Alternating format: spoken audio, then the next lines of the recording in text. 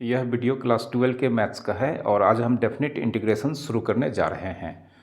आज का यह लेक्चर डेफिनेट इंटीग्रेशन का लेक्चर नंबर 1 है।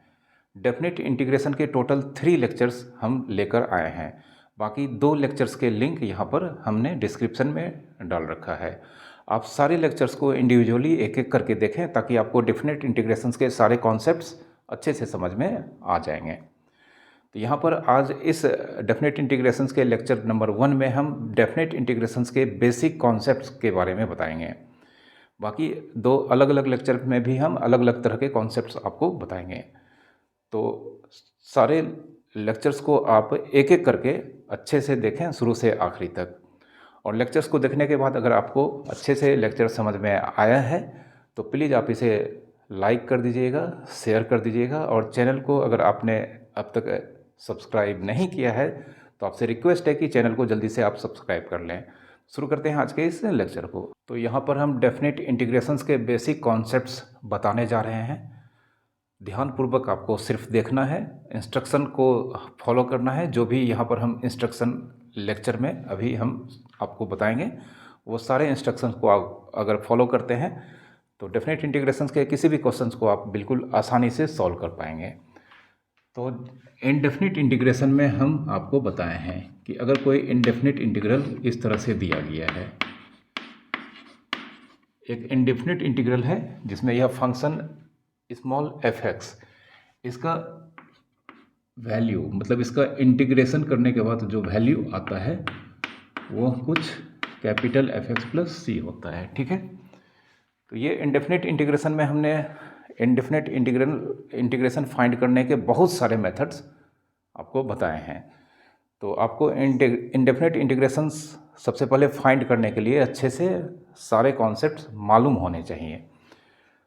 हमने यहाँ पर सारे इनडेफिनिट इंटीग्रेशंस फाइंड करने के लेक्चर्स का लिंक दे रखा है। अगर आप ऑलरेडी सबसे पहले ये सारे इंटीग्रेशंस के मेथड को जानते हैं तो अच्छी बात है, अदरवाइज आप सबसे पहले ये सारे मेथड्स को अच्छे से सीख लें, तभी आप डेफिनेट इंटीग्रेशंस के क्वेश्चंस को सॉल्व कर पाएंगे।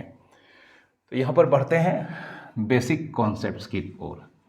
अगर एक फंक्शन f(x) इसका इंटीग्रेशन किया जाता है और वैल्यू आता है एक दूसरा function plus constant of integration c, ठीक है, तो यहाँ पर अगर यहाँ पर हम इसे कुछ इस तरह से लिखें तो हम देख सकते हैं ये जो सिंबल ऑफ इंटीग्रेशन है, यहाँ पर भी ये सिंबल ऑफ इंटीग्रेशन है, लेकिन इसके नीचे 2 वैल्यू a और b मेंशन किया गया है। तो जब डेफिनेट इंटीग्रेशन के ऊपर और नीचे इस तरह से 2 वैल्यू लिखकर इंटीग्रेशन फाइंड करने के लिए दिया जाए या इस तरह का इंटीग्रेशन हमारे सामने दिखाई दे, ठीक है, तो जब इंटीग्रेशन के ऊपर 2 वैल्यू भी आपको दिखाई देता है तो इस तरह के इंटीग्रेशन को, इस तरह के इंटीग्रल को डेफिनेट इंटीग्रल कहा जाता है। क्या कहा जाता है? ये कहा जाता है डेफिनेट इंटीग्रल। Definite integral. अब यहाँ पर यह इंटीग्रेशन के सिंबल के ऊपर जो 2 वैल्यूज़ हैं, एक्चुअल में ये 2 नंबर्स होते हैं, तो जो नीचे वाला नंबर होता है, ये जो नीचे वाला नंबर होता है यह लोअर लिमिट कहलाता है। लोअर लिमिट कहलाता है डेफिनेट इंटीग्रल का। और इंटीग्रेशन के सिंबल के अबव जो वैल्यू होता है यह अपर लिमिट कहलाता है। अपर लिमिट कहलाता है डेफिनेट इंटीग्रल का। ठीक है, तो यहाँ पर इनडेफिनेट इंटीग्रल में इस तरह का कोई भी 2 वैल्यू इंटीग्रेशन के सिंबल के ऊपर आपको नज़र नहीं आएगा। तो डेफिनेट इंटीग्रल का पहचानने का सबसे अच्छा तरीका है कि यहाँ पर इंटीग्रेशन के अबव और बिलो 2 वैल्यू आपको लिखा हुआ दिखेगा। जो डेफिनेट इंटीग्रल्स का 2 लिमिट्स कहलाता है। नीचे वाला जो वैल्यू होता है वो लोअर लिमिट कहलाता है, ऊपर वाला जो वैल्यू होता है वो अपर लिमिट कहलाता है। अब इसका वैल्यू फाइंड कैसे करेंगे? तो सबसे पहले इस लिमिट को अगर हम हटा दें तो हमारे पास क्या होगा? ये इनडेफिनेट इंटीग्रल होगा जिसका वैल्यू अगर f(x) प्लस c है। तो यहाँ पर हम इस डेफिनेट इंटीग्रल का वैल्यू को आसानी से निकाल सकते हैं। उसके लिए हम सबसे पहले यहाँ पर यह जो फंक्शन जो इंटीग्रांड है इसका इंडेफिनिट इंटीग्रल का क्या वैल्यू होता है वह मालूम करना होगा। इस फंक्शन f(x) का इंडेफिनिट इंटीग्रल क्या होता है वह सबसे पहले मालूम होना चाहिए। तो इंडेफिनिट इंटीग्रल्स कैसे फाइंड किया जाता है किसी भी फंक्शन का, ऑलरेडी हमने स्टडी कर रखा है। बहुत सारे मेथड्स हमने आपको बताए हैं, जैसे substitution method, integration by partial fraction, by parts, फिर स्पेशल टाइप्स ऑफ इंटीग्रल्स। बहुत सारे लेक्चर्स हमने यहाँ पर इस इंडेफिनिट इंटीग्रल्स के वैल्यू को फाइंड करने के लिए ऑलरेडी इस चैनल पर बता रखा है। तो यहाँ पर अब इस डेफिनिट इंटीग्रल का वैल्यू को फाइंड करने के लिए क्या करना होता है, ये डेफिनिट इंटीग्रल है। अब यहाँ पर ये जो फंक्शन है इसका इंडेफिनिट इंटीग्रल का वैल्यू कितना है, f(x) + c। ठीक है, तो इसका जो इंडेफिनिट इंटीग्रल का वैल्यू होगा उसे हम लिखेंगे और इसको स्क्वायर ब्रैकेट के इनसाइड सबसे पहले इनक्लोज कर देंगे। ठीक है, जो भी यहाँ पर फंक्शन होगा उसका इंडेफिनिट इंटीग्रल सबसे पहले मालूम करना होगा। इसके कई सारे मेथड्स आपको आता ही होगा, वो सीखना भी पड़ेगा आपको। ठीक है, तो इसका इंडेफिनिट इंटीग्रल हम यहाँ पर एज्यूम किए हैं कितना, कैपिटल f(x) + c। ये कैपिटल f(x) + c लिखे हैं स्क्वायर ब्रैकेट में, सबसे पहले लिखना होता है। ठीक है, ये कॉन्सेप्ट बता रहे हैं, आगे चल के ये भी नहीं लिखना होगा। ठीक है, मतलब ये इसका बेसिक कॉन्सेप्ट बता रहे हैं कि कैपिटल f(x) + c है। अब ये स्क्वायर ब्रैकेट के राइट साइड ऊपर में अपर लिमिट मेंशन करेंगे b, और इसके नीचे में यहाँ पर लोअर लिमिट मेंशन करेंगे a। ठीक है, इसके बाद ये पूरे एक्सप्रेशन का वैल्यू सबसे पहले b पर लिखेंगे। तो ये हो जाएगा f(b), क्योंकि x के जगह पर b पुट करेंगे। एक्चुअली में ये x के ही दो वैल्यूज़ हैं, कहने का तो यह डेफिनेट इंटीग्रल का दो डिफरेंट लिमिट्स, अपर लिमिट और लोअर लिमिट्स कहलाता है, बट ये एक्चुअल में ये वेरिएबल्स के दो वैल्यूज़ हैं। तो जब हम यहाँ पर इसको इस तरह से लिखेंगे तो सबसे पहले हम इस पूरे एक्सप्रेशन का वैल्यू निकालेंगे अपर लिमिट पे। तो x के जगह पर b पुट करना होगा, तो f(b) और +c। ठीक है, उसके बाद तुरंत साइन देंगे माइनस, फिर इसी एक्सप्रेशन का वैल्यू निकालना होगा लोअर लिमिट a पर। तो ये अब क्या हो जाएगा, f(x) के जगह पर a + c। ठीक है, अब इसको सिंप्लीफाई करेंगे तो क्या हो जाएगा, अब ये हो जाएगा f(b) + c माइनस fa, और ये माइनस है और ये प्लस है तो -c, +c -c कैंसिल हो जाएगा। तो अल्टीमेटली आंसर होगा f(b) - fa। और f(b) - fa मतलब ये जो मतलब इंडेफिनिट इंटीग्रल्स का वैल्यू है, इसमें फंक्शन वाला पार्ट f(x) है। इस फंक्शन का वैल्यू अपर लिमिट b पर माइनस इसी फंक्शन का वैल्यू लोअर लिमिट a पर। कांस्टेंट का यहाँ पर कोई भी इन्वॉल्वमेंट नहीं दिखाई दे रहा है, मतलब इंडेफिनिट इंटीग्रल में हमेशा एक कांस्टेंट ऑफ इंटीग्रेशन होता है, जिसके कारण से आंसर डेफिनिट नहीं होता है, मतलब आंसर फिक्स नहीं होता है। ठीक है, लेकिन वही चीज़ यहाँ पर आप देख सकते हैं कि डेफिनिट इंटीग्रेशन में किसी भी तरह का कोई भी कांस्टेंट ऑफ इंटीग्रेशन, मतलब एक अननोन कांस्टेंट यहाँ पर नहीं होता है, जिस वजह से ये आंसर हमेशा फिक्स होता है, और इसीलिए इसका नाम दिया गया है डेफिनिट इंटीग्रल। मतलब आंसर क्या होता है, डेफिनिट होता है, मतलब फिक्स होता है। ठीक है, तो अल्टीमेटली अगर हम अब इसको, ये तो हो गया कॉन्सेप्ट, इसमें c, चूँकि यहाँ पर स्मॉल f(x) का जो इंटीग्रल था वो कैपिटल f(x)c था, और इस तरह से इसका वैल्यू निकालने के लिए बताया गया है जो एक्चुअल कॉन्सेप्ट है। बट यहाँ पर अल्टीमेटली c का कोई भी इन्वॉल्वमेंट नहीं है, तो इस वजह से यहाँ पर ये डेफिनिट इंटीग्रल का वैल्यू निकालने के लिए इस फंक्शन f(x) का जो इंटीग्रेशन करने के बाद आंसर आता है उसमें हम c जो कांस्टेंट ऑफ इंटीग्रेशन है उसको इग्नोर कर देंगे। c का ये इन्वॉल्वमेंट यहाँ पर है ही नहीं, तो यहाँ पर सिर्फ फंक्शन वाला पार्ट को कंसीडर करेंगे और इसको स्क्वायर ब्रैकेट में इस तरह से लिखेंगे। स्क्वायर ब्रैकेट के राइट साइड ऊपर में अपर लिमिट b लिखेंगे, नीचे में यहाँ पर लोअर लिमिट a का वैल्यू लिखेंगे। अब इस फंक्शन का वैल्यू सबसे पहले b पर f(b) माइनस फिर इसी फंक्शन का वैल्यू लोअर लिमिट a पर। ठीक है, F B minus F A, ये इसका आंसर होगा। तो यहाँ पर कांस्टेंट को कंसीडर किया गया था, बट आंसर में कांस्टेंट का कोई भी इन्वॉल्वमेंट नहीं था, तो इसलिए यहाँ पर कांस्टेंट को इग्नोर कर देना है। मतलब जो भी फंक्शन होगा उसका इंडेफिनिट इंटीग्रल का वैल्यू में सिर्फ फंक्शन वाले पार्ट को कंसीडर करेंगे, और यहाँ पर उस फंक्शन को लिखकर इस तरह से लिमिट लगाएंगे, फिर इस फंक्शन का वैल्यू अपर लिमिट पर माइनस इसी फंक्शन का वैल्यू लोअर लिमिट पर करके जो आंसर होगा डेफिनिट इंटीग्रल का वह यहाँ पर निकाला जाएगा। ठीक है, तो ये छोटा सा कॉन्सेप्ट है। जैसे एक क्वेश्चन हम यहाँ पर सॉल्व करते हैं। जैसे एक क्वेश्चन हम यहाँ पर सॉल्व करते हैं, ये मान लेते हैं 2 है, यहाँ पर 1 है, और ये है x cube minus x square plus 1। ठीक है, तो x cube minus x square plus 1, इस एक्सप्रेशन का यहाँ पर डेफिनेट इंटीग्रल फाइंड करना है। अपर लिमिट 1 है, लोअर लिमिट 2 है। ठीक है, अब चूंकि हम जानते हैं, यहाँ पर हम जानते हैं x cube minus x square plus 1। X cube का इंटीग्रेशन क्या होता है, एक्स की पावर 3 प्लस 1 बाई 3 प्लस 1।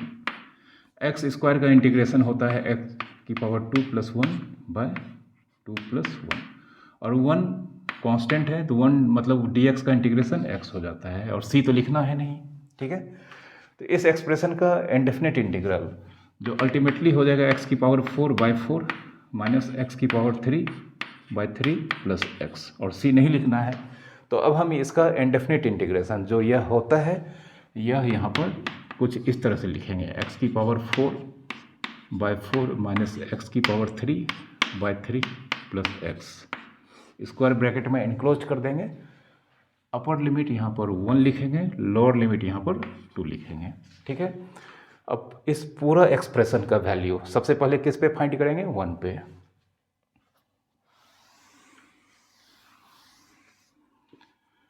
तो जहाँ जहाँ x है उसके जगह पर कितना पुट करेंगे, 1।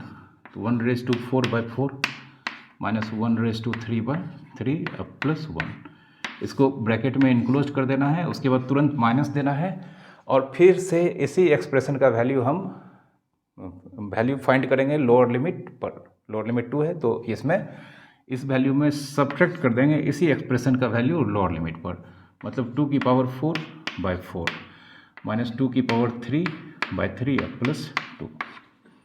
अब इसको सिंप्लीफाई करना है, 1 की पावर 4 बाई 4 मतलब 1 बाई 4 होगा, ये 1 बाई 3 होगा, ये 1, यहाँ पर 2 की पावर 4 कितना हो जाएगा, 16 बाई 4, ये 8 बाई 3 प्लस 2, जिसमें से ये 4 टाइम्स कैंसिल हो जाएगा, ये 1 बाई 4 माइनस 1 बाई 3 प्लस 1। अब इसको ब्रैकेट को ब्रेक करेंगे तो यह minus 4 minus minus plus 8 by 3 और माइनस प्लस माइनस,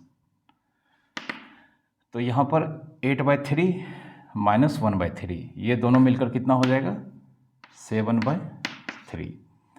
फिर प्लस इसमें 1 बाई 4 लिखते हैं, ये 1 बाई 4, और फिर यहाँ पर माइनस 4 माइनस 2 माइनस 6 और प्लस 1 मिलकर माइनस 5 होगा। अब एलसीएम लेते हैं 3 और 4 का, कितना, 12। तो 3 4 जा और 7 4 जा, 3 4 जा 12 हो जाता है, 4 7 जा 28 प्लस 4 3 जा 12 होता है, और 3 1 जा 3 लिखेंगे, और 12 ये इसके नीचे कुछ नहीं तो कितना है, 1 है, तो 12 इंटू 5 60 होगा। तो अल्टीमेटली आंसर हो गया 28 और 3 31 माइनस 60 बाई 12, तो ये हो जाएगा हमारा कितना, माइनस 29 बाई 12। ठीक है, ये इसका आंसर होगा। तो देख सकते हैं यहाँ पर एग्जैक्ट आंसर आया है, मतलब एक डेफिनेट आंसर आया है, क्योंकि इसमें किसी भी तरह का कांस्टेंट ऑफ इंटीग्रेशन, जो कि डेफिनेट इंडेफिनिट इंटीग्रेशन में हमेशा एक अननोन क्वांटिटी होता था, तो यहाँ पर किसी तरह का कोई भी अननोन क्वांटिटी इसके साथ नहीं होगा, हमेशा एक डेफिनेट वैल्यू होगा, जिस वजह से इसे डेफिनेट इंटीग्रल कहा जाता है। मतलब जो आंसर होगा वो हमेशा फिक्स्ड होगा। ठीक है, तो थोड़ा सा यही अंतर है यहाँ पर डेफिनेट इंटीग्रेशन और इनडेफिनेट इंटीग्रेशन में। ठीक है, इनडेफिनेट इंटीग्रेशन का आंसर में हमेशा एक पैरामीटर जिसे कांस्टेंट ऑफ इंटीग्रेशन कहा जाता है वह हमेशा एक अननोन कांस्टेंट को रिप्रेजेंट करता है, whereas indefinite integral there is no any unknown constant और इट्स इन्वॉल्वमेंट। ओके, तो अब हम यहाँ पर बहुत सारे क्वेश्चंस को किस तरह से सॉल्व किया जाता है उसके कई सारे मतलब क्वेश्चन को सॉल्व करने के तरीका होता है, वो सारा तरीका हम यहाँ पर बताने जा रहे हैं। आप किसी भी जो क्वेश्चन को सॉल्व करने का तरीका है उसको यूज़ करके इंटीग्रेशन को फाइंड कर सकते हैं, ठीक है। तो यहाँ पर बहुत सारा क्वेश्चंस सिर्फ इस लेक्चर में अब हम क्वेश्चंस के थ्रू ही सारे कॉन्सेप्ट्स को बताएंगे।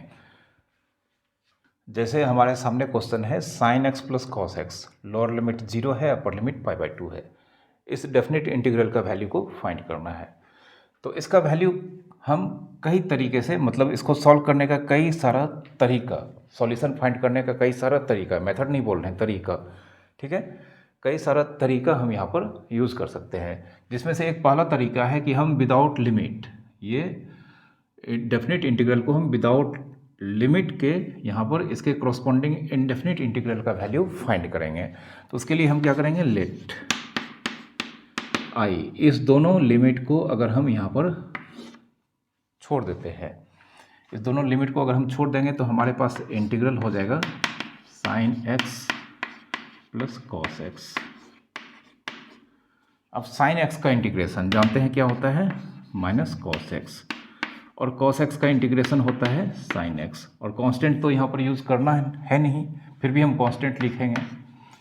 तो यहाँ पर इस इंटीग्रल का value minus cos x plus sine x plus C यह आया है, बट हमें तो यहाँ पर डेफिनेट इंटीग्रल फाइंड करना है। तो यहाँ पर अब हम लिखेंगे रिक्वायर्ड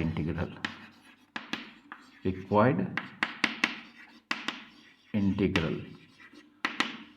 यह जो आंसर है इसको हमने क्या एज्यूम किया है, आई, ठीक है। तो आई इसको लिखेंगे इंटीग्रल को, मतलब जो कॉरस्पॉन्डिंग इंडेफिनिट इंटीग्रल है उसको जो हम एज्यूम करते हैं आई, एक्चुअल में ये किसका वैल्यू होता है, एफ एक्स, ठीक है, प्लस सी का। इसमें से जानते हैं सिर्फ एफ एक्स को कंसीडर किया जाता है, ठीक है। तो ये हम इस पूरे को क्या एज्यूम किए हैं, आई, इसको आई को हम स्क्वायर ब्रैकेट के इनसाइड लिखेंगे। कॉरस्पॉन्डिंग अपर लिमिट यहाँ पर कितना है, π/2, और लोअर लिमिट 0, ठीक है। तो अब इस i को हटाकर इसका जो वैल्यू आया है उसको यहाँ पर रखेंगे, एक्सेप्ट c को छोड़कर। तो यहाँ पर अब क्या लिखेंगे, यहाँ पर इसको लिखेंगे minus cos x plus sine x, C को यहाँ पर छोड़ देना है, ठीक है, स्किप कर देना है। तो यहाँ पर minus cos x plus sine x को क्या लिख सकते हैं, sign x minus cos x. Lower limit 0 है, अपर लिमिट π/2 है, तो अपर लिमिट यहाँ पर π/2 लिखते हैं, लोअर लिमिट 0 लिखते हैं। अब जैसा कि मालूम है, सबसे पहले इस एक्सप्रेशन का या जो फंक्शन है इसका वैल्यू किस पे निकालेंगे, सबसे पहले अपर लिमिट पे। तो अपर लिमिट पे यहाँ पर वैल्यू हो जाएगा साइन एक्स के प्लेस पे π/2 माइनस कॉस π/2। उसके बाद फिर से इसी का वैल्यू लोअर लिमिट पर निकालेंगे और इस अपर लिमिट वाले वैल्यू में इसको माइनस करना है। तो इसलिए अपर लिमिट का वैल्यू को हम ब्रैकेट में लिखे हैं, आपको भी इसी तरह से स्टेप बाय स्टेप ब्रैकेट में लिखना है। मतलब अपर लिमिट का जो वैल्यू निकालेंगे उसको ब्रैकेट में लिखेंगे, उसके तुरंत बाद माइनस साइन देंगे, और लोअर लिमिट का वैल्यू यहाँ पर जब हम लिखेंगे तो उसको ब्रैकेट के इनक्लोज्ड लिखना है। तो साइन का वैल्यू किस पे, 0 पे, और माइनस कॉस का वैल्यू 0 पे। अब साइन π/2 1 होता है और कॉस π/2 0 होता है, फिर साइन 0 0 होता है और कॉस 0 1 होता है। तो 1 माइनस 0 1 हो गया, और 0 माइनस 1 होगा, माइनस माइनस प्लस। तो अल्टीमेटली इसका आंसर कितना आएगा, 2 आएगा।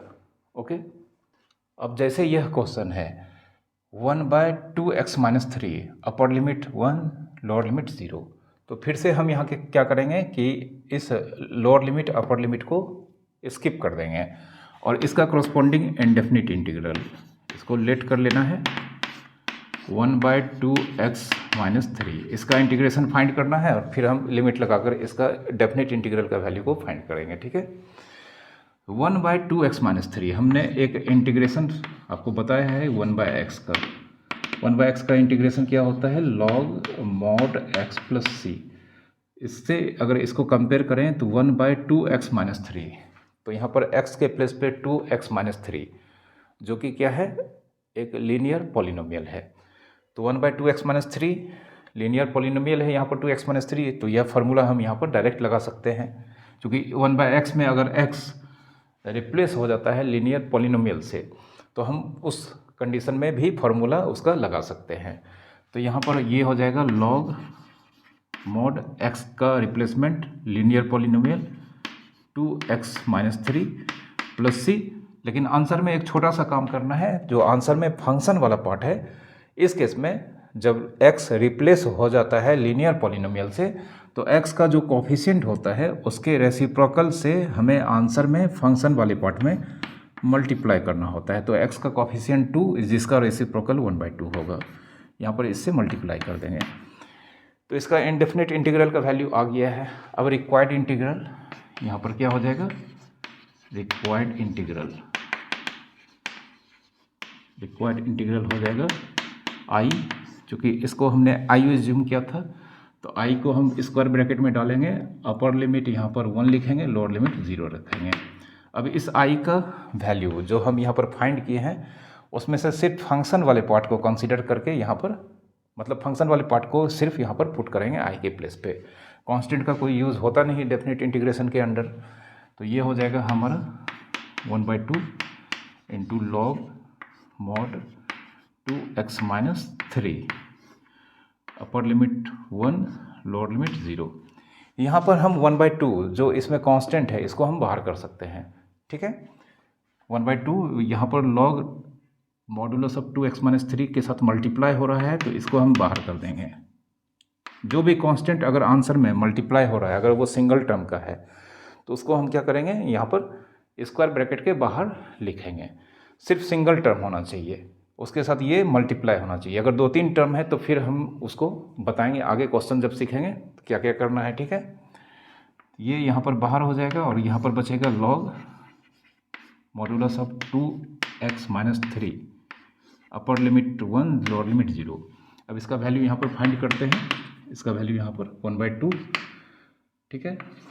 तो सबसे पहले इसमें हम क्या पुट करेंगे, अपर लिमिट 1, तो ये हो जाएगा log modulus of 2 into 1-3 minus, फिर इसी में हम पुट करेंगे लोअर लिमिट 0, तो log modulus of 2 into 0-3 1/2 log 2 1 जा 2 -3, मतलब ये -1 हो जाएगा और ये 0-3 मतलब -3 का मॉड होगा, ठीक है। अब इसको लिख सकते हैं log -1 का मॉडुलस 1 होगा और माइनस log -3 का मॉडुलस log 3 होगा। अब log 1 का वैल्यू किसी भी बेस पे कितना होता है, 0 होता है। तो यहाँ पर ये log 1 का वैल्यू 0 हो जाएगा, तो 1/2 ये 0 माइनस log 3, ठीक है, ये करली ब्रैकेट है। तो अल्टीमेटली 1/2 इंटू माइनस log 3, तो ये हो जाएगा -1/2 इंटू log 3, -1/2 इंटू log 3, ये इसका आंसर होगा, ओके। अब जैसे इस क्वेश्चन में यहाँ पर इंटीग्रेशन फाइंड करना है, डेफिनेट इंटीग्रल, अपर लिमिट 2 है, लोअर लिमिट 1 है। तो यहाँ पर अगर हम इस लिमिट को हटा दें तो हमारे पास जो इंटीग्रल है यहाँ पर आई x/x+1 इंटू x+2। तो इंडेफिनेट इंटीग्रल से यहाँ पर हम इसका वैल्यू फाइंड कर सकते हैं और हमें मालूम है यहाँ पर हमें पार्शियल फ्रैक्शन लगाना होगा। इंटीग्रेशन बाय पार्शियल फ्रैक्शन एक टॉपिक था इंटीग्रेशन फाइंड करने का, जिसमें इस तरह का क्वेश्चंस का इंटीग्रेशन कैसे फाइंड किया जाता है हम बता चुके हैं। आप शायद जानते भी होंगे, नहीं जानते हो तो आपको सीखना होगा, तभी आप डेफिनेट इंटीग्रेशन के क्वेश्चंस को सॉल्व कर पाओगे। तो अब हम इसको क्या करेंगे, पार्शियल फ्रैक्शन अप्लाई करके इसका इनडेफिनेट इंटीग्रल का वैल्यू फाइंड करेंगे। तो उसके लिए रूल्स ऑलरेडी हम बता चुके हैं। इस एक्सप्रेशन को एज्यूम करना है x/x+1 इंटू x+2। ये एज्यूम करना है a बाय पहला लीनियर फैक्टर x+1, या इस दोनों में से कोई भी लीनियर फैक्टर को हम एक के नीचे रखेंगे, मतलब a के नीचे रखेंगे, प्लस b बाय दूसरा लीनियर फैक्टर यहाँ पर x+2, इसको 1 एज्यूम कर लेते हैं, ठीक है। अब यहाँ पर क्या होगा, x by x+1 into x+2। इधर यहाँ पर एलसीएम लेंगे तो एलसीएम हो जाएगा x+1 इंटू x+2।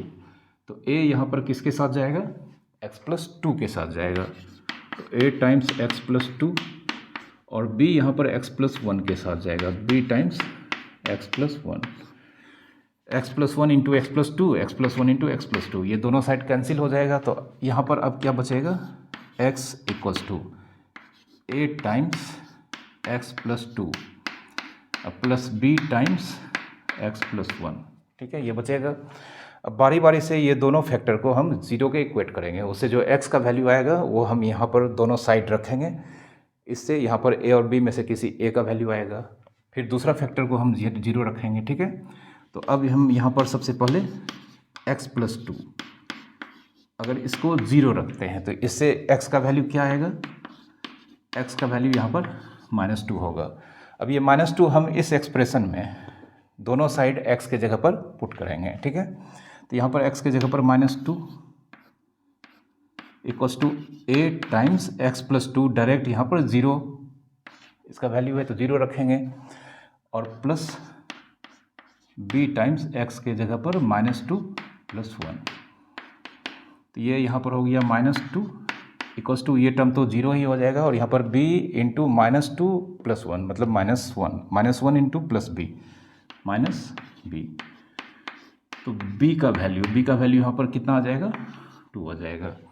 अब दूसरा फैक्टर x+2 को हम यूज़ कर चुके हैं, दूसरा फैक्टर x+1, इसको ज़ीरो रखेंगे, ठीक है। 2n x+1 ज़ीरो लेंगे तो जानते हैं इससे x का वैल्यू कितना आ जाएगा, -1। तो x का वैल्यू -1 हम इस एक्सप्रेशन में दोनों साइड फिर से रखेंगे।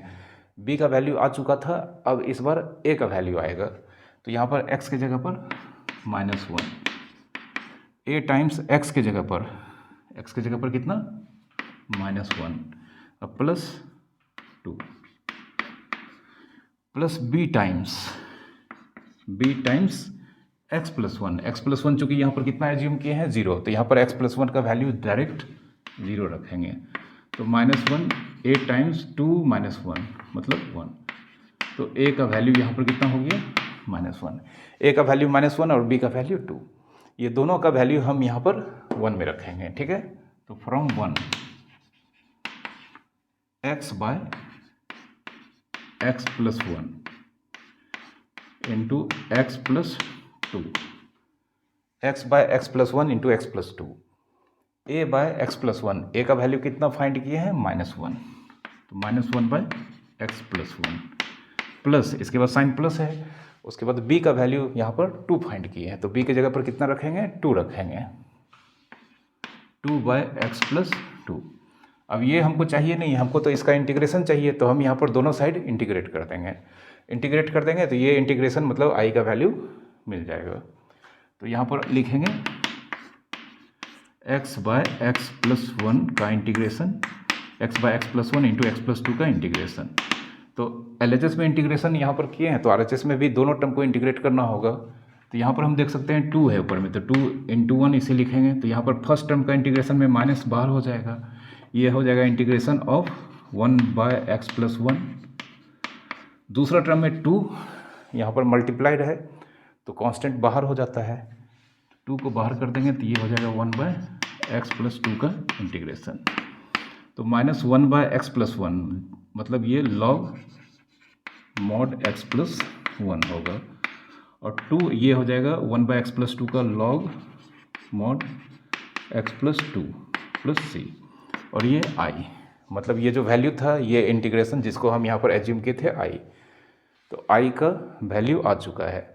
लेकिन हमको यहाँ पर निकालना है ये इंटीग्रल विथ लिमिट, मतलब इसका करस्पॉन्डिंग डेफिनेट इंटीग्रल का वैल्यू फाइंड करना है, जिसमें अपर लिमिट 2 है और लोअर लिमिट 1 है। तो i का वैल्यू मतलब हम निकाल चुके हैं, इसका इंडेफिनिट इंटीग्रल का वैल्यू हम निकाल चुके हैं। अब फिर से लिमिट लगाएंगे, तो इस बार हम लिमिट लगा रहे हैं थोड़ा दूसरे तरह से।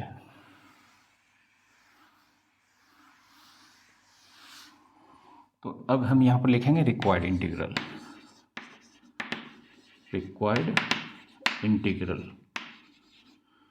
जो कि हो जाएगा i, अपर लिमिट 2 है, लोअर लिमिट 1 है।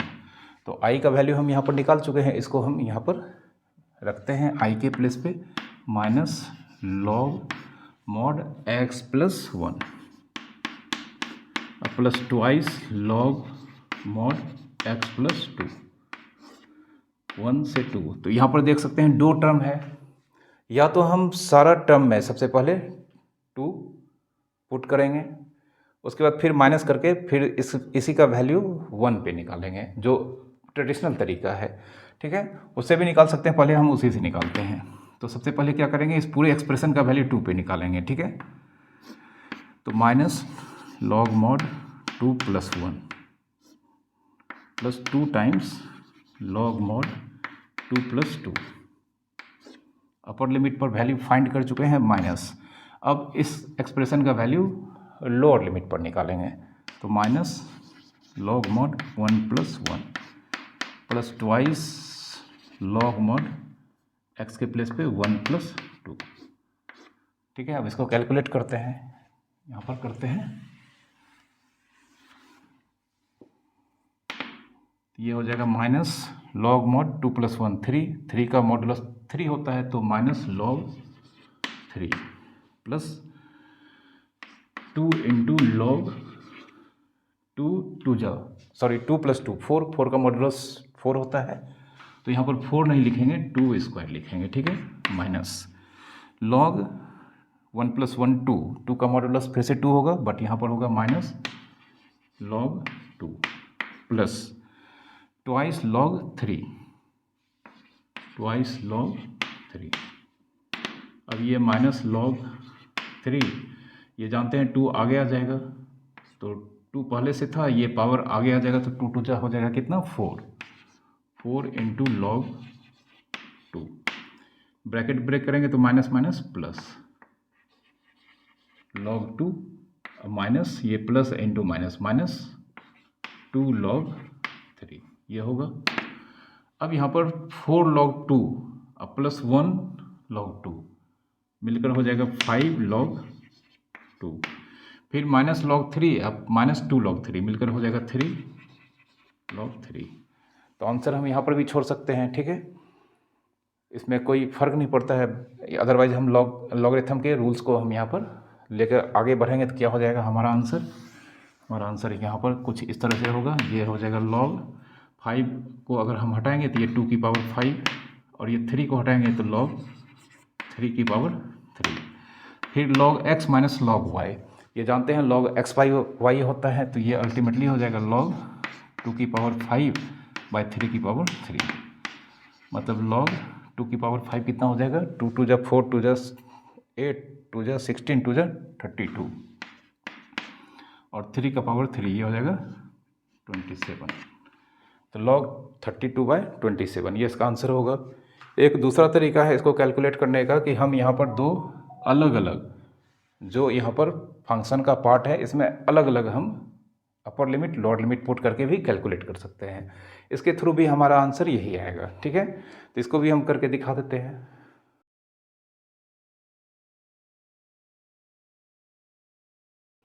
क्वेश्चन है sine cube x lower limit 0 upper limit pi, इसको यहाँ पर फाइंड करना है। तो फिर से हम यहाँ पर क्या करेंगे, लेट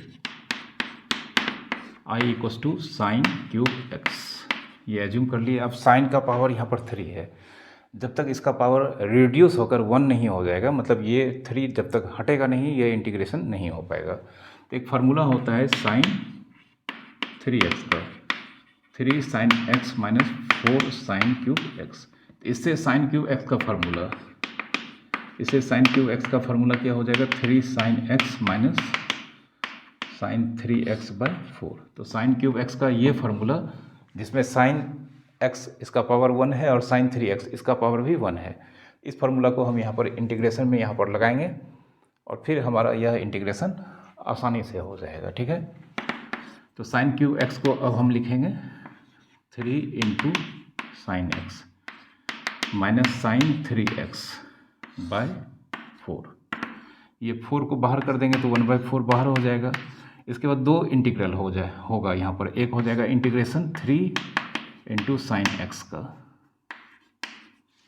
पहला टर्म 3 इंटू साइन एक्स का इंटीग्रेशन होगा, और दूसरा टर्म में यहाँ पर साइन 3x का इंटीग्रेशन होगा। ठीक है, इसमें भी 3 को बाहर करेंगे, 1/4 ऑलरेडी बाहर है, 3 यहाँ पर इंटीग्रेशन हो जाएगा साइन x का, और साइन 3x का इंटीग्रेशन, साइन x का इंटीग्रेशन माइनस कॉस x होता है, x रिप्लेस्ड हुआ है यहाँ पर 3x से, मतलब लीनियर पॉलिनोमियल है।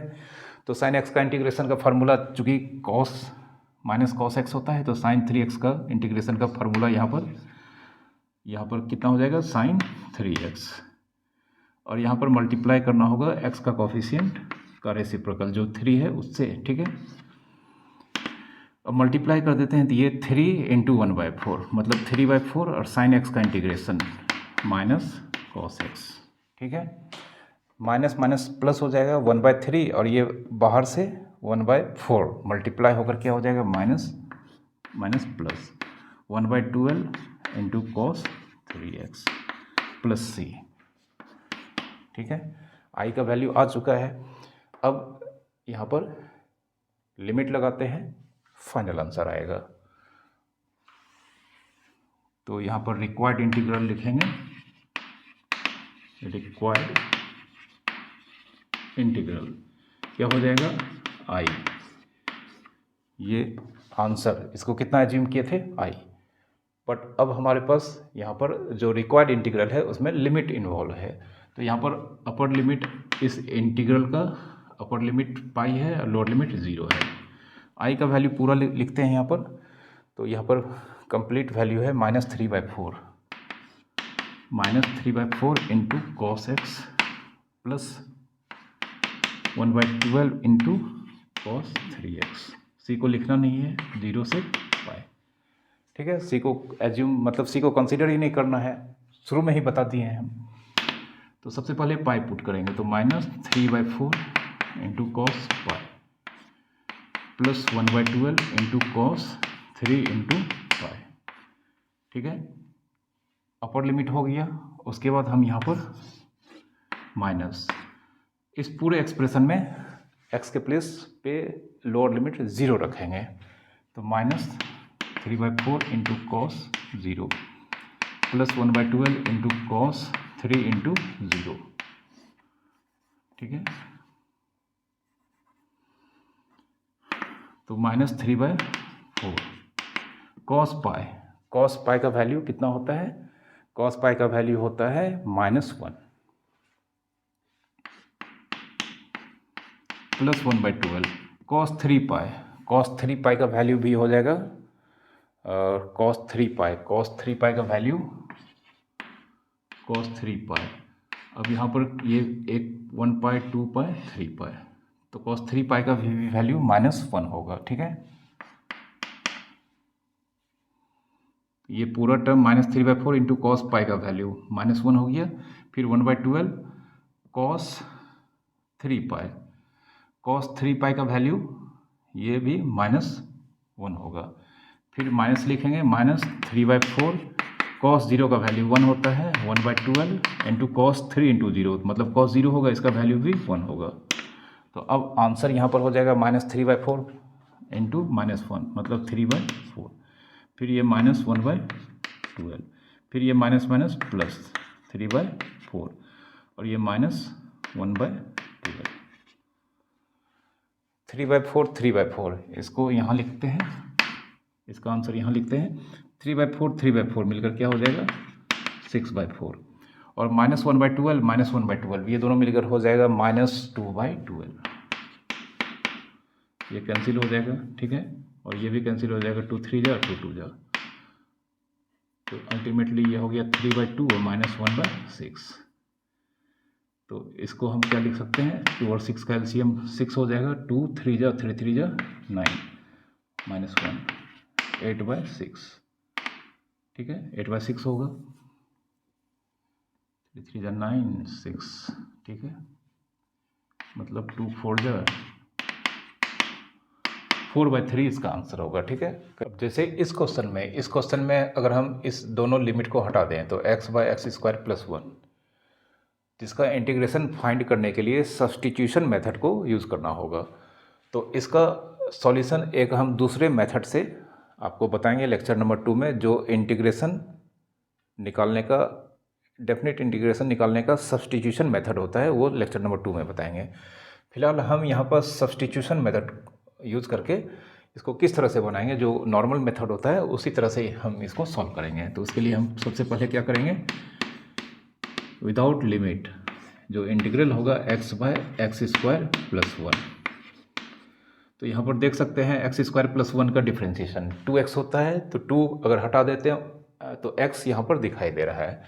तो कहने का मतलब यहाँ पर हम सब्स्टिट्यूट करेंगे x² + 1 t, इसका डेरिवेटिव 2x, इसके साथ dx होता है और ये dt, बट हमें x dx चाहिए, तो यहाँ पर हम मल्टीप्लाई कर देते हैं सबसे पहले 1 से। तो x dx 1/2 यहाँ पर dt ये होगा।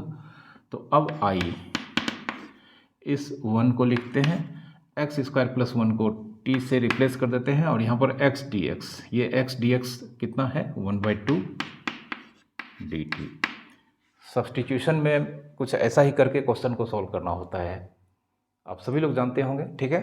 हमारे सब्स्टिट्यूशन वाले जो इंटीग्रेशन बाय सब्स्टिट्यूशन का मेथड का लेक्चर है उसमें ये सब हमने बताया है, ठीक है। तो 1/2 यहाँ पर कांस्टेंट है, इसको बाहर कर देंगे, 1/2 बाहर करेंगे तो यहाँ पर integration 1/t dt, 1/t into log 1/2 into 1/t का integration log mod t + c।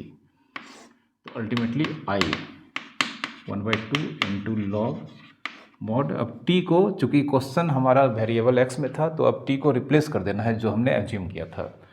अगले लेक्चर में जब हम इसी क्वेश्चन को बताएंगे इस तरह से, तो उसमें हमें x² + 1 को रिप्लेस नहीं करना होता है, हमारा सारा क्वेश्चन t में ही सॉल्व हो जाएगा, ठीक है। बट ये सब लेक्चर नंबर 2 में। तो यहाँ पर t को रिप्लेस करेंगे कितने से, x² + 1 + c। तो इंटीग्रेशन का वैल्यू यहाँ पर आ चुका है इंटीग्रेशन करने के बाद। तो अब हमारा रिक्वायर्ड इंटीग्रल क्या हो जाएगा, रिक्वायर्ड इंटीग्रल I, ठीक है। अपर लिमिट कितना है 3, लोअर लिमिट 2। तो ये पूरा एक्सप्रेशन 1/2 यहाँ पर मल्टीप्लाइड है, एक ही कांस्टेंट है, एक ही टर्म है, एक ही कांस्टेंट है, वो भी मल्टीप्लाइड है। इसको हम बाहर कर देंगे 1/2 को, log mod x² + 1, upper limit 3 है, लोअर लिमिट 2 है। तो 1/2, सबसे पहले 3 पुट करेंगे, सबसे पहले यहाँ पर जो फंक्शन होता है उसका वैल्यू निकाला जाता है किस पे, अपर लिमिट पर। तो 3 पुट करते हैं, log mod 3² + 1 minus log mod, अब 2 लोअर लिमिट पुट करेंगे तो 2² + 1, ये हो गया 1/2 इंटू लॉग 3 का स्क्वायर 9 + 1, मतलब लॉग 10 का mod 10 होगा, 2² 4 + 1, तो 5 का mod यहाँ पर 5 होता है, log 10 माइनस log 5, तो लॉगरिथम के रूल से ये हो जाएगा log 10/5, ये फिर कैंसिल हो जाएगा। तो आंसर हो गया 1/2 इंटू log 2, 1/2 इंटू log 2, ये इसका आंसर होगा, ठीक है। इस क्वेश्चन को इंटीग्रेट करना है तो यहाँ पर देख सकते हैं साइन पर भी स्क्वायर है, कॉस पर भी स्क्वायर है, और यहाँ पर साइन स्क्वायर x/2 है और कॉस स्क्वायर के पास भी x/2 है। एक फार्मूला होता है यहाँ पर cos square x minus sine square x, और ये कॉस 2x होता है। तो देख सकते हैं कॉस के पास 2x है, तो यहाँ पर कॉस स्क्वायर के पास x है और साइन स्क्वायर के पास x है। तो अगर यहाँ पर 2x है तो यहाँ पर x है, मतलब इस 2x का हाफ है। तो अगर यहाँ पर cos square x/2 minus sine square x/2, तो डेफिनेटली यहाँ पर क्या हो जाएगा, कॉस x। ठीक है। कॉस एक्स इसलिए होगा कि कॉस एक्स को हम क्या लिख सकते हैं, cos 2 into x by two. तो कॉस 2x है और ये कॉस 2x बाई टू है, ठीक है। तो यहाँ पर कॉस एक्स का फॉर्मूला कुछ इस तरह का होगा, cos square x by two minus sine square x by two. लेकिन इसमें cos square x by two का साइन प्लस है और यहाँ पर माइनस है, और sine square x by two का साइन माइनस है और यहाँ पर प्लस है। तो ऐसा करते हैं, सबसे पहले हम यहाँ पर क्या करते हैं, माइनस कॉमन ले लेते हैं, ठीक है। तो ये कुछ इस तरह का हो जाएगा। अगर माइनस कॉमन लेंगे तो minus cos square x by two minus sine square x by two. अब ये जो इस ब्रैकेट के इनसाइड का एक्सप्रेशन है और ये जिसका फार्मूला कॉस एक्स है, तो इसको हम हटाकर कॉस एक्स लिख सकते हैं और वो फिर इंटीग्रेट हो जाएगा। तो अब क्या करते हैं, सबसे पहले इसको इंडेफिनिट इंटीग्रेशन के थ्रू लिमिट विदाउट लिमिट लगाकर इसका इंडेफिनिट इंटीग्रल का वैल्यू फाइंड कर लेते हैं। Minus cos square x by two minus sine square x by two, ये कितना होगा, कॉस एक्स। माइनस बाहर कर देते हैं तो इंटीग्रेशन कॉस एक्स का। अब कॉस एक्स का इंटीग्रेशन जानते हो साइन एक्स होता है, तो इंटीग्रल का वैल्यू यहाँ पर विदाउट लिमिट आ चुका है। तो यहाँ पर रिक्वायर्ड इंटीग्रल क्या होगा, रिक्वायर्ड इंटीग्रल हो जाएगा आई अपर लिमिट पाई है, लोअर लिमिट 0 है। अपर लिमिट पाई, लोअर लिमिट 0। तो यहाँ पर आई का वैल्यू कितना आया है, माइनस साइन एक्स पाई 0। तो एक बार हम पुट करेंगे यहाँ पर माइनस साइन पाई, दूसरा पर पुट करेंगे minus sine 0। Minus sine pi का वैल्यू 0 होता है और माइनस माइनस प्लस साइन 0 का वैल्यू 0 होता है। तो आंसर हो गया 0, ठीक है। तो इसका आंसर 0 होगा। अब इस क्वेश्चन में इसका वैल्यू फाइंड करना है। तो एक बात तो तय है कि इस तरह का क्वेश्चंस को सॉल्व करने के लिए किसी भी कीमत पर सबसे पहले जो इंटीग्रेशन यहाँ पर होगा वह इंडेफिनिट इंटीग्रेशन का कॉन्सेप्ट लगाना होगा। मतलब किसी भी क्वेश्चन का डेफिनिट इंटीग्रेशन फाइंड करने के लिए अगर हम लिमिट्स को हटा देते हैं तो जो हमारे सामने इंडेफिनिट इंटीग्रल्स है उसके वैल्यू को फाइंड करना होगा। अभी जो फिलहाल हम कॉन्सेप्ट बताए हैं उसके बेसिस पर। और इसके लिए इंडेफिनिट इंटीग्रेशंस के जितने भी मेथड्स सिलेबस में बताए गए हैं वो सभी के सभी तुम्हें अच्छे से मालूम होने चाहिए। कौन सा इंडेफिनिट इंटीग्रेशंस के क्वेश्चंस को किस इंटीग्रेशन के मेथड से उसके इंटीग्रेशन के वैल्यू को फाइंड करना है, ये सब अगर आप अच्छे से जानते हो, समझते हो, तभी आप यहाँ पर डेफिनिट इंटीग्रेशन का वैल्यू फाइंड कर सकते हो, ठीक है। कुछ जो भी क्वेश्चंस अब तक हम बताए हैं, किसी में बाय पार्ट्स मतलब किसी में सब्स्टिट्यूशन मेथड लगा है, किसी में पार्शियल फ्रैक्शन लगा है। तो देख सकते हैं यहाँ पर हर क्वेश्चन में इंडेफिनिट इंटीग्रेशन का वैल्यू ही सबसे पहले फाइंड करना होता है। उसके बाद तो फिर लिमिट लगाकर कैलकुलेशन करने का काम करना होता है, जो बहुत ईजी होता है।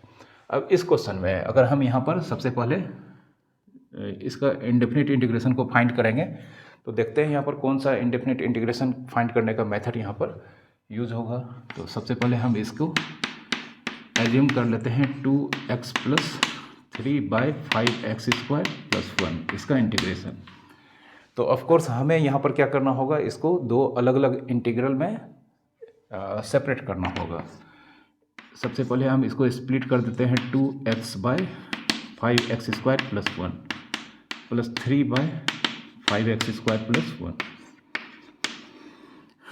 अब यहाँ पर यह फिर से 2x/5x² प्लस 1 का इंटीग्रेशन प्लस 3/5x² प्लस 1 इसका इंटीग्रेशन। इसमें दो इंटीग्रल में यह सेपरेट हो गया है। इसमें देख सकते हैं हम यहाँ पर हमें सब्स्टिट्यूशन अप्लाई करना होगा, ठीक है।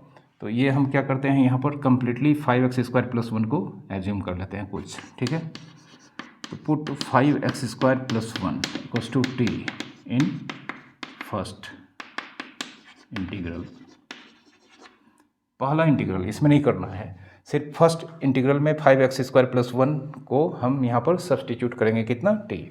तो ये कितना हो जाएगा? 5 2 जा 10, 10x dx dt। इस 2 को बाहर कर देंगे तो हमारे पास x dx होगा। तो यहाँ पर x dx 1/10 dt ये होगा। तो अब हमारे पास I, इस 2 को बाहर कर देंगे तो यहाँ पर 1 × x बाय 5x² + 1 dx, और इसमें हम 3 को बाहर कर देंगे। यहाँ पर 1/5x² को √5x का होल स्क्वायर। सबसे पहले 1 को लिखते हैं, 1 + √5x का होल स्क्वायर। तो अब हम यहाँ पर देख सकते हैं 5x² + 1, इसको हम क्या सब्सटीट्यूट किए हैं? t। किसमें? सिर्फ फर्स्ट इंटीग्रल में। तो ये हो जाएगा 2 × 1 ये पूरा का पूरा कितना है? t है। और x dx यहाँ पर देख सकते हैं 1/10 dt, ये रखना होगा 1/10 dt। और 1/1 + √5x², 1/1 + x², इसका इंटीग्रेशन क्या होता है? tan 1x। तो ये 1/1 + x के जगह पर √5x जो कि लीनियर पॉलिनोमियल है, तो इसका भी इंटीग्रेशन हो जाएगा tan 1√5x। बट x का कॉफिशिएंट √5, इसका रेसिप्रोकल से हमें यहाँ पर मल्टीप्लाई करना होगा। ठीक है। अब ये यहाँ पर 2/10 और 1/t का integration log mod t, 3/√5 tan 1√5x। ठीक है। देख सकते हैं एक पार्ट में बाय पार्ट्स लगा है, दूसरा पार्ट में हम इसको क्या किए हैं? रिफॉर्म किए हैं। ठीक है। मतलब उसे कह सकते हैं कि जो स्टैंडर्ड फॉर्म में है उस पर हम लाए हैं। x के जगह पर सिर्फ एक्सप्रेशन क्या हो गया? यहाँ पर लीनियर पॉलिनोमियल दिखाई दे रहा है। ठीक है। तो अब 2/10 यह हो जाएगा 1/5, 1/5 log mod t। t के प्लेस पे 5x² + 1, ये फिर से रिप्लेस कर देंगे इसको, 5x² + 1 + 3/√5 × tan 1√5x। तो ये I आ चुका है। अब रिक्वायर्ड इंटीग्रल कुछ नहीं करना है, लिमिट लगाकर इसके वैल्यू को कैलकुलेट करना है। इसको कर लेते हैं।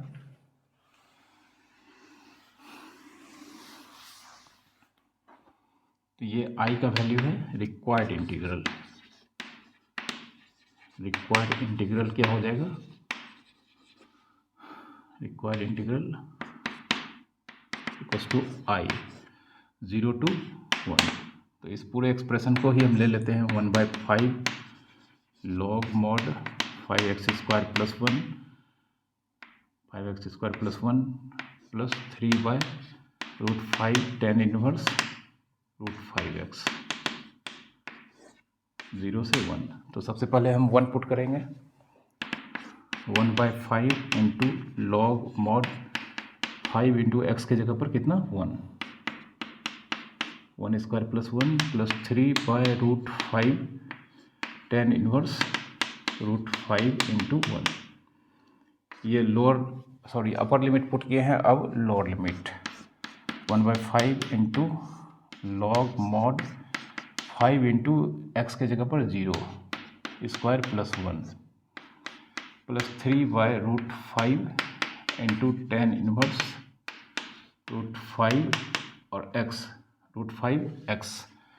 तो x के प्लेस पे कितना रखना है? इस बार 0। तो ये हो गया 1/5 × log 5 + 1 6। तो 6 का मॉडुलस 6 होगा, प्लस 3/√5 × tan 1√5 × 1 मतलब √5 ही होगा, माइनस 1/5 × log 5 × 0। तो ये 0 + 1 log 1 हो जाएगा, log 1 plus 3/√5 × tan √5 into zero, तो यहाँ पर tan इनवर्स ज़ीरो लिखेंगे, ठीक है। log 1 का वैल्यू ज़ीरो होता है और tan इनवर्स का वैल्यू ज़ीरो होता है, तो ये 0 इंटू 1/5 ये ज़ीरो हो जाएगा, और tan इनवर्स ज़ीरो का वैल्यू ज़ीरो होता है, तो 0 इंटू 3/√5 ये भी ज़ीरो हो जाएगा। तो अल्टीमेटली ये सेकेंड ब्रैकेट का सारा टर्म का कंबाइंड वैल्यू ज़ीरो होगा, तो हमारे पास सिर्फ ये बचेगा, ठीक है। तो अल्टीमेटली आंसर हो जाएगा 1/5 into log 6 plus 3/√5 into tan inverse √5, ठीक है। ये ज़ीरो हो जाएगा, log 1 का वैल्यू ज़ीरो और tan इनवर्स ज़ीरो का वैल्यू ज़ीरो, ठीक है। ये इसका अल्टीमेटली फाइनल आंसर होगा। तो किसी भी कीमत पे शुरू में जो बेसिक कॉन्सेप्ट्स है इंटीग्रेशन का, डेफिनेट इंटीग्रेशन का, उसमें जो भी क्वेश्चंस होगा उसको फाइंड करने के लिए हमें इंडेफिनिट इंटीग्रल्स फाइंड करने के सारे मेथड्स अच्छे से मालूम होने चाहिए, तभी हम इस तरह के सारे क्वेश्चंस को सॉल्व करके डेफिनेट इंटीग्रल का वैल्यू को फाइंड कर सकते हैं, ठीक है। तो इस फर्स्ट लेक्चर को हम यहीं पर समाप्त करते हैं। उम्मीद करते हैं कि आप सारे कॉन्सेप्ट्स को, हालांकि छोटा सा मात्र एक कॉन्सेप्ट था और उसमें सिर्फ क्वेश्चंस को ही सॉल्व करना एक मेथड को सीखने का सबसे अच्छा उपाय है। तो आप अपने बुक्स में जो सबसे पहला चैप्टर होगा डेफिनेट इंटीग्रल्स का, उसको सारे क्वेश्चंस को खुद से बनाएं। तो आपको इसके लिए सबसे पहले इंडेफिनिट इंटीग्रल्स के फाइंड करने के मेथड्स मैं बार बार कर रहा हूँ कि आपको मालूम होने चाहिए। अगर मालूम नहीं है तो सबसे पहले आप इंडेफिनिट इंटीग्रल्स के वैल्यू को फाइंड करने के सारे मेथड सीख लें, तभी आप डेफिनेट इंटीग्रेशंस के क्वेश्चंस को सॉल्व कर पाएंगे, ठीक है। तो इस लेक्चर को हम यहीं पर समाप्त करते हैं। उम्मीद करता हूँ कि आप लेक्चर्स को अच्छे से आपने देखा होगा, आप सारे कॉन्सेप्ट्स को अच्छे से समझ पाए होंगे। Thank you very much for watching.